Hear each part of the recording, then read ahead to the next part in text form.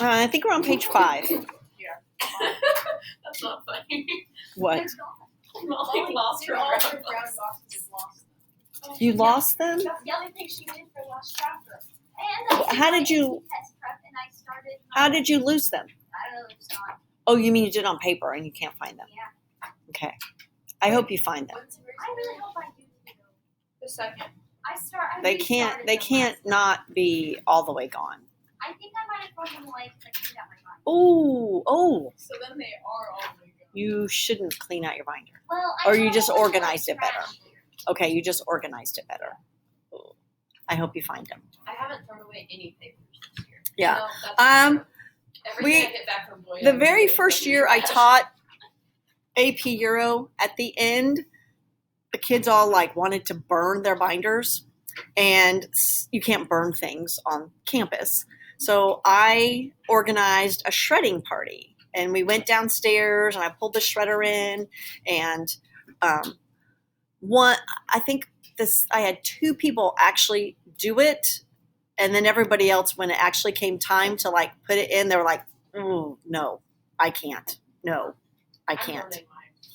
No. And I bet if I go No. back, like I know that both of Mrs. Hannon's daughters both still have their AP binders. Kate is now in physician assistant school. She still has her AP binders. It's an attachment. It's like a body part. Like, do your sisters still have theirs? I'm not sure to be honest. Just They ask. might. Just ask. Just say, do you still have your AP binders? I know. I bet they were very All of good mine right away though. No, it's a lot of work to It's just cold in here. say, I know it's always cold in here. Okay, so I have Sophie still has all her papers, but I have her physical Oh, Lord. binder. Sophie and her papers. Yeah. Does she have them in one spot? I don't think so. Okay. But she gave me her binder Gosh, love her. because I didn't have like colored binders or anything. Mhm. She was like, Probably because her papers. Shoo. Shoo. Yes. All right. So we ended on page 5. So far, we've talked about all of the things that Napoleon had to do to fix, change, or help France back, to get back into a power of strength or to strengthen him. What we now will go to is what Napoleon is really, really good at and what is getting ready to put France back on the map as this big, powerful country, and that's wars. He is so good at it, and it takes up so much part of history that this time period is actually called the Napoleonic War era. So that should tell you something. This is all about Napoleon and his wars. He is excellent at it. He exceeds in every place except one. That would be Russia. And again, because he's good at it, these wars are short. So when we talk about the Napoleonic War era, it's not one constant war. He's making these small wars across the continent. Let me go back up to 5 because I left out 7D. Practice nepotism. That is definitely a vocab word that we're going to have. Nepotism means favoring your family. And because I have someone in Hoosier Energy, I always get to use this one because Hoosier Energy has a nepotism clause in their hiring contract. So that would mean that you, your sister, and your mom could never have a job either at Miram. I think you could have a job at Hoosier Energy someplace else, but you could not work at Miram, no matter what your position is, no matter if your job didn't even see what your dad did. That's nepotism. It's favoring a family member in a job category. So Sullivan School Corporation does not have a nepotism clause, obviously, because we are a small school district. There have been many times when my kids first started going here, the principal's wife was a teacher, which to me just is like all kinds of bad news. Vigo County has a nepotism law. You can't work in a building with another relative. And hopefully you understand what that is about. If you have someone in power, Napoleon used nepotism like it's on crack steroids to the nth degree. He put his relatives everywhere. Every country he conquered, he put a relative on the throne. So while he wasn't sitting on the throne, he directed his relatives. He has a lot of them. Most of his brothers are dumb. He has a really, really smart sister that he marries off, and she kind of quasi runs everything. And then he also has a really, really smart sister-in-law. His brothers, not so great. And we'll see that as we move through. So I needed to say that before we got to the wars, because that also, again, will be the building of the empire. Only Britain was at war continually with France. Again, just our continuation of the hatred of Britain and France, right? The reason the United States wins the Revolutionary War is because France hates Britain. Not because we're awesome or great and we have all these great battle strategies. It's because France gives us a whole lot of money so that we can beat up Britain. They hate each other. They're going to hate each other until we get to World War I. So that will be the four great powers. And this again is the brilliance of Napoleon. And these are the four great powers that we're looking at: Britain, Austria, Prussia, and Russia. Those are the four countries that we'll be looking at in these Napoleonic Wars. Not until the very end will any of these four countries say, hey, we can't beat Napoleon by himself. Why don't all four of us band together and beat Napoleon? And essentially that's what they have to do. That is how Napoleon is defeated. But Napoleon is so good at what he does, he keeps these countries at odds with each other, so he's only always fighting one at a time. Again, the awesomeness of Napoleon. Some of those nations, again, he will court as allies. Russia in particular. Again, he sells them like, hey, this is in your best interest, be my ally. And then 2 weeks later, he's knocking at their door with an army. Only gradually, after Napoleon had conquered Italy, did they decide that Napoleon needed to be defeated. And it takes them a long time to come up with that. So thankfully, you don't need to know all these wars, but we do need to go through them a little bit so that you understand what happened and how Napoleon builds this empire.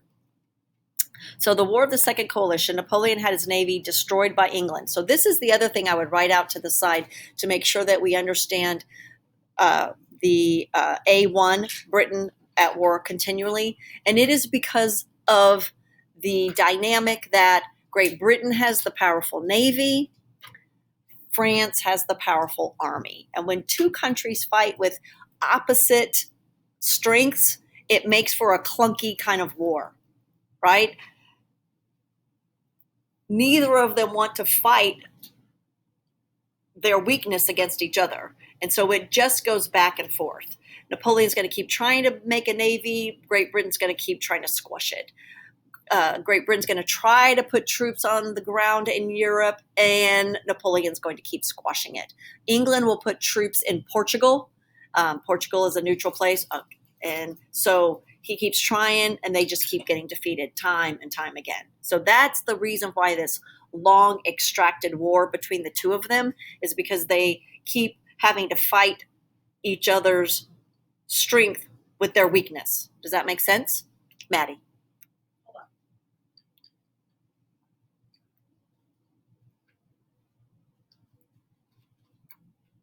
Sorry, I have It's it okay. ready and then Write it down. That's fine. So, the War of the Second Coalition is just France and Britain. The what? The War of the Second Coalition is just France and Britain. It will be more, but we'll see. That second coalition is just moving, because a coalition is more than one. But it will go, we'll look at the next page. When we go to the next page, we'll see that second coalition. Austria's in it. Everybody's in it. It just doesn't work. Okay?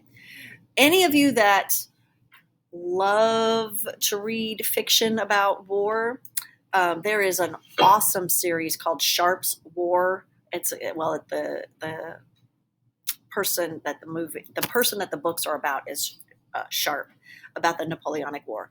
They're really short books. They're awesome. I love them. They're some of my favorites. Yes.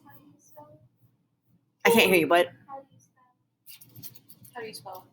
What? Sharp, Sharpe. And it is, if you like those books, there's every kind, there's like a million of them. I'm trying to think who's the author.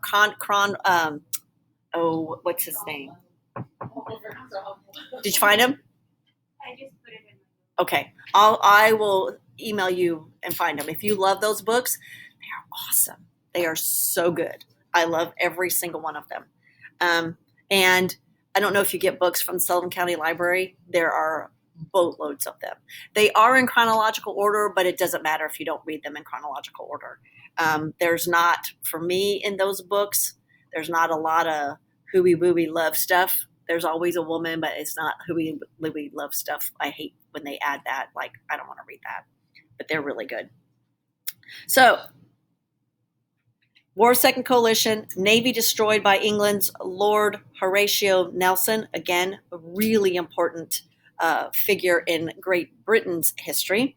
Napoleon is going to be victorious. Everybody has to sign a treaty, and the Treaty of Luneville ended the Second Coalition. And Austria is going to lose its Italian possessions on the top of page 6.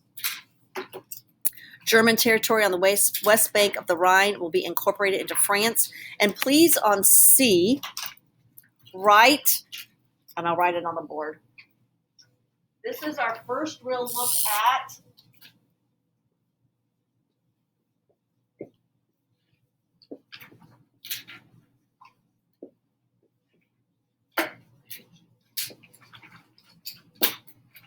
Alsace-Lorraine.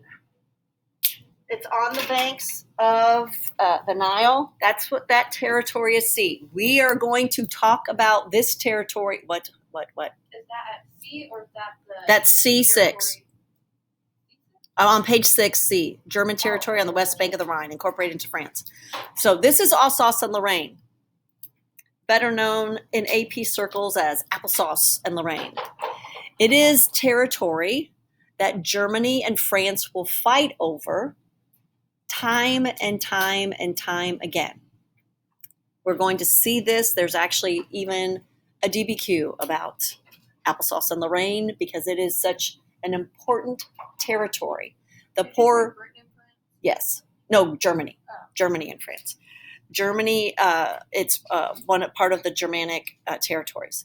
This territory is so valued because of coal and timber. It's resources, and everybody wants it.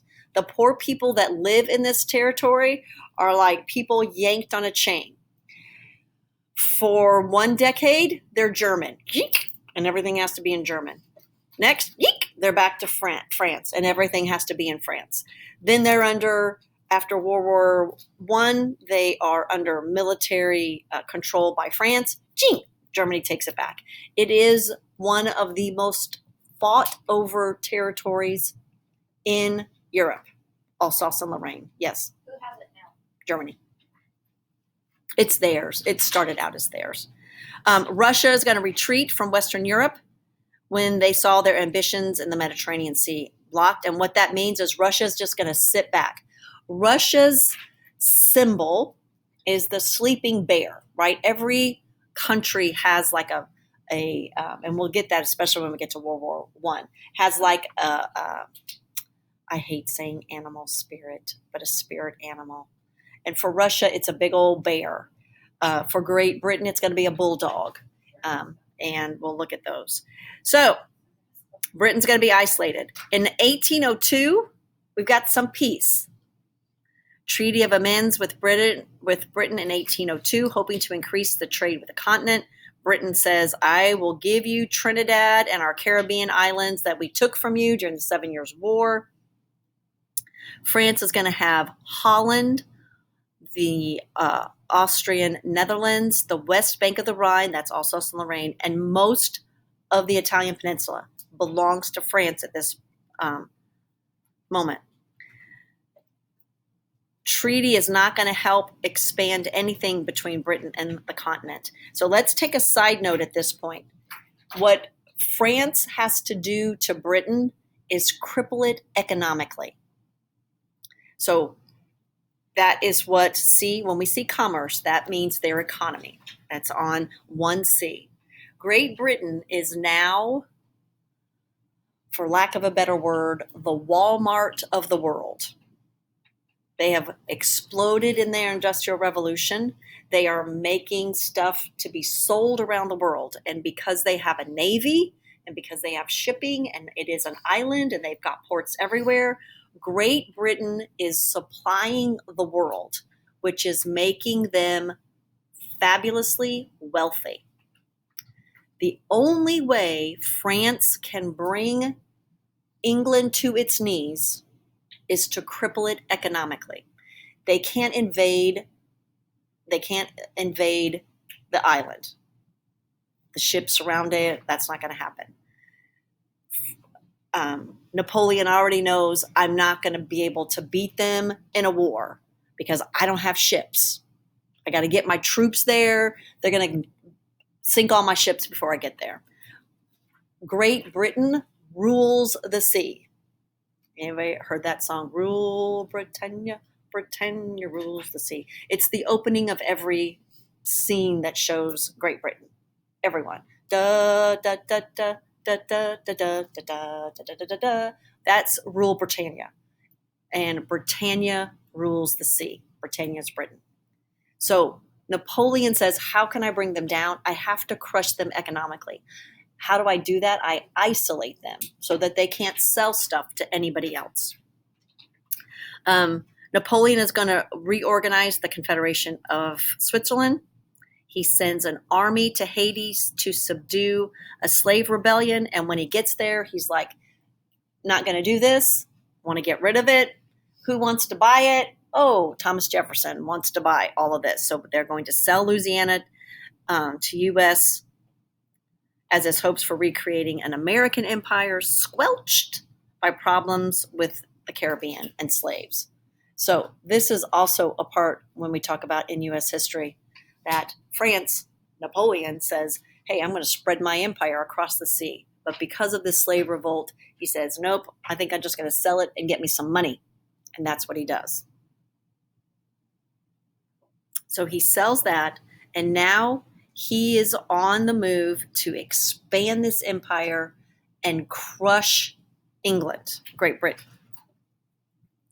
So, on December 2nd, 1804, Napoleon crowns himself the hereditary emperor of France. Why is that underlined and important? Because what have we just done? We've just came back to our absolutist king. Hereditary means his son is going to take over. Louis XVI was the hereditary king, which meant his son was going to take over. So we have circled around and come back to exactly where we started. And he crowns himself in Notre Dame. Now, the difference and why it says he crowns himself is every other king is crowned by who? Anybody want to throw out? The Pope or a representative of the Pope, a bishop, right? So in essence, we can say the church, right? The church puts the crown. Whenever Queen Elizabeth dies, the second dies, and whomever is after her, either Charles, who I still don't think it's going to be, or William, that crown is going to be placed on his head by the Archbishop of Canterbury. That's how that works. What?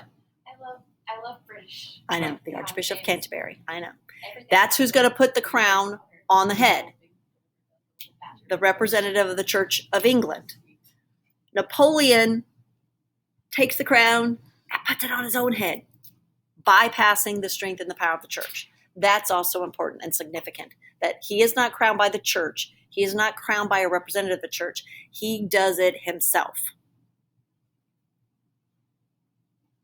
He says, no more royalists because I am now the hereditary ruler. Believed an empire was necessary for France to maintain. Again. However, in all of this, please look at 3. Napoleon still views himself as a liberator who freed foreign peoples from the absolute rulers who had oppressed him. To do what? Put him as their absolute ruler. That's Napoleon. That's the dichotomy. That's Napoleon. His dominion over other nations unleashed the forces of nationalism in whose countries will result in his downfall. That sentence at the bottom of page 4 is probably one of the most important things in this whole set of notes. His dominion over other nations unleashed the forces of nationalism in those countries, which ultimately resulted in his downfall. Our next chapter is called Isms, and we're going to get all these isms. And nationalism is the most important ism. It is not a positive ism, it's a negative ism. And what's getting ready to happen is what Europe had tried to do and had been successful for almost 300 years, keeping Germany fractured, is about to end. And the person that we have to thank for that is Napoleon. And when those Germanic states come together, they are going to make war on everybody. Okay, I could be wrong, but isn't nationalism like the one where, like, you think you're better? Correct. You think your country is better than everyone else at the expense of others. Patriotism is a warm, fuzzy feeling that is love about your country and love and want to share that love with everyone. Nationalism is we're this people and you stay away from us because we're better than you. Yes. So applesauce and Lorraine, is that added as a Germanic state, or does a specific Germanic state? No, and see, Yeah. it becomes part of France. But like whenever it's going back and forth between. Yes, it's Germany and France. it's part of a Germanic state. Yes. Okay. It's Alsace and Lorraine. Okay, it's yeah. not its own. No. Okay. No. Not yet. No, it won't be. And you don't need to know that specific about that. So Napoleon now creates at the top of page 7 his grand empire. This is the beginnings of this greatness that Napoleon is known for in 1805. And in 1805, Napoleon engages in constant warfare. Eventually, Napoleon will achieve the largest empire since Roman times for a very short time period that will be quickly overtaken by the British Empire. So if you're looking for greatest, largest empires of all time, number 1 is the British Empire, number 2 is going to be Napoleon, and number 3 will be the Romans. We skip the Mongols, but they're in there just because. So France extended to the Rhine River, and the Rhine is a river, included Belgium, Holland, the German coast, the Italian coast, all the way down to Rome. It is giant. And then we have these dependent satellite kingdoms, and you should think of these satellite kingdoms like what a satellite is to the planet Earth. These things that spin around that is controlled by Earth. So these satellite kingdoms are on the outskirts. Even though someone else is going to sit there, it's still controlled by Napoleon. And all of these people are going to be related to him. His brother will be the king of Spain. Joseph is not so smart. His younger brother, Jerome, even less smart, is the king of Westphalia. His brother, Louis, the worst, he was the king of Holland for 6 years before Napoleon had him removed. Now, when your own brother removes you, not so smart. His sister, Caroline, the very, very, very smart one, becomes the Queen of Naples. He gives Lombardy, Venice, and the Papal States to his stepson, and that stepson is Josephine's son. I'll talk about her in a second. He's going to abolish feudalism and reform social, political, economic structures. That's why he thought they were all going to love him. Italy is still not unified because it would one day threaten his influence. His independent but allied states now include Austria, Prussia, and Russia. They are now allies of Napoleon. Why? Because they said, please don't make war on us. We'll be your friend.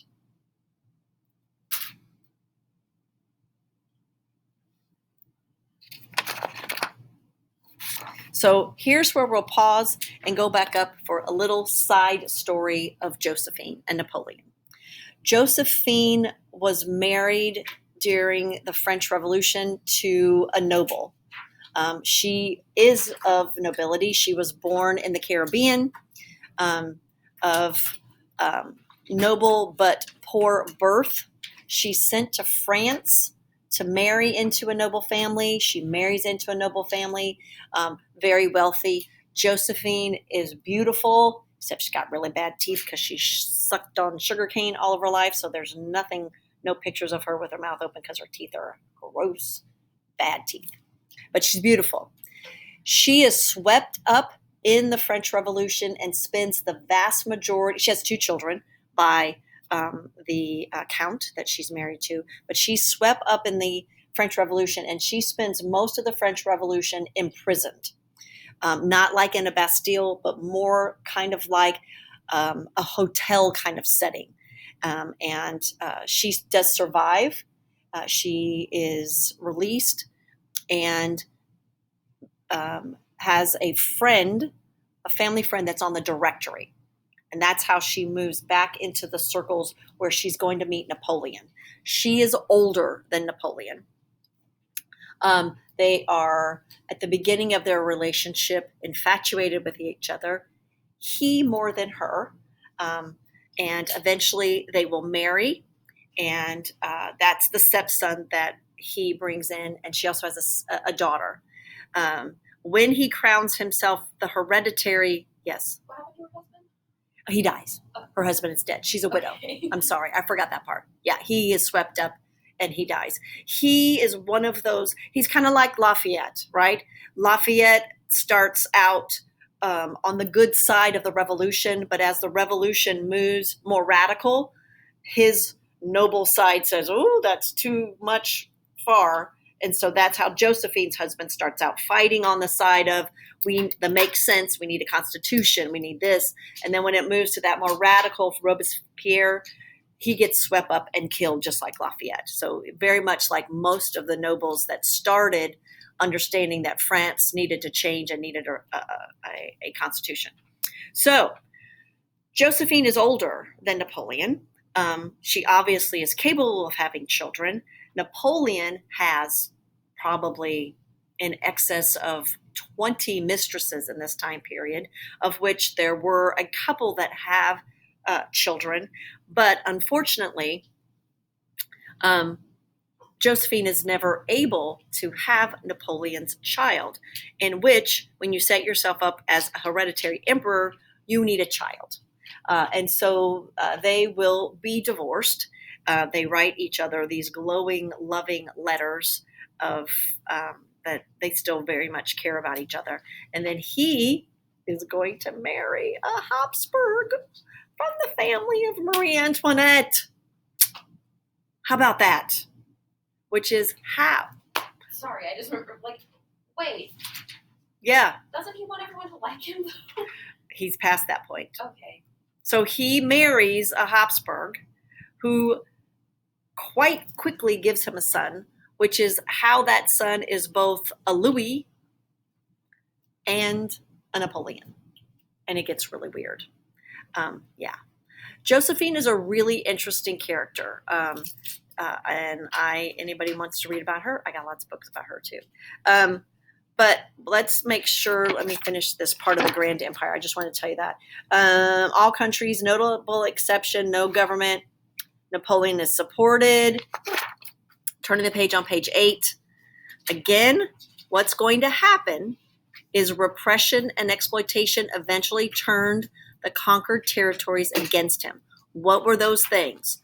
One of them is you have to serve time in the French army. The French army is going to be gigantic, but the French army is also going to have people from other countries, and they are treated differently. Higher taxes at the same time while taxes are being lowered in France. and the continental system, which we will get to on page 8. And D is really significant. Enlightened informers believe Napoleon had betrayed the ideals of the French Revolution. And now he no longer has that, which now leads us to our DBQ that we were going to look at. That's been left blank. And this is the one that my kids had last year on the AP exam.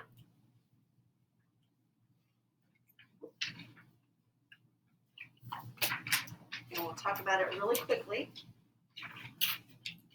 And it looks weird because this is the directions that were on, our kids took it online last year, which we are not doing this year. So directions. This question is based on the 7 accompanying documents. The documents have been edited for the purpose of your exercise. In your response, you should do the following. Again, that should not be any different. What's missing that we would see on paper is that number 1 by the prompt, because the prompt is kind of hidden in there. Evaluate whether the French Revolution was motivated primarily by enlightened ideas or by economic concerns. Do you like this one? So again, when you're evaluating, Emma's like, what is the matter with you, Molly? So here's again, evaluate. So that's going to be yes, but I don't care which one comes first. Even though enlightened ideas and economics comes first, it does not matter which way you put it in your thesis statement. So what you need to do is look at these documents and see which one helps support your answer best. That yes, it was enlightened. Yes, it was. The French Revolution was primarily motivated by enlightened ideals such as blank and blank. However, economic concerns such as blank played a role. Or the French Revolution was primarily motivated by economic concerns such as blank and blank. However, there were enlightened ideals such as blank. Okay, same thesis statement. Then don't forget your context. The context is going to say what led us to the French Revolution, right? And that's kind of in the answer, right? The Enlightenment led us to the French Revolution. Scientific Revolution, Agricultural Revolution led us to the French Revolution. Then our first paragraph will be about whatever we listed first. Find our documents, support. Make sure, again, when we say this is a point of view because, or whenever you use anything, you need to make sure that you give analysis to that document, how it supports. Okay?